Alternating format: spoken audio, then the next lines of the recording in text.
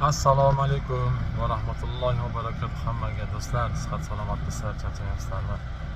Kechagina Olmaliqda o'tgan yurtimizga Qoraqalpog'iston Respublikasi Taxtako'pir degan bir rayoniga olib keldik. Shunaqa joyga kelib qoldikki, chiroyli joylar ekan. Orol dengizida bir qoldig'iga kelib qoldik. Orol dengizi bir dumi deymizmikan, qoldig'i deymizmikan. Mana shu tepalikdan suv bo'lgan ekan. O'sh tepagacha suv bo'lgan ekan oldin. Endi hozir mana pastga qanaqadir kurortniy zona qilyapti. Odamlar dam oladigan zo'r joy bo'libdi deydi.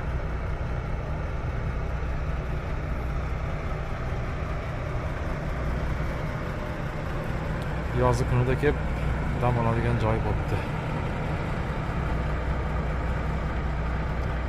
Mana bu yoq o'sha Orol dengizidan kelib ulanayotgan suv ekan. Bu ham quriyapti ekan o'zi.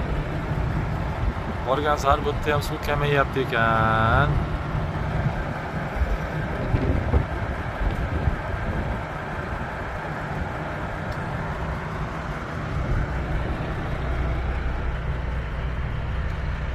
Havo sovuqroq bu yerda.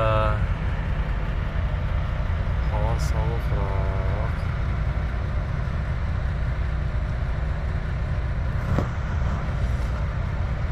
Shunaqa gaplar do'stlar. Yana qiziqarli joylar bo'lsa, sizlarimizga ulashib boramiz. Like'larimizni ayamaymiz. Assalomu alaykum.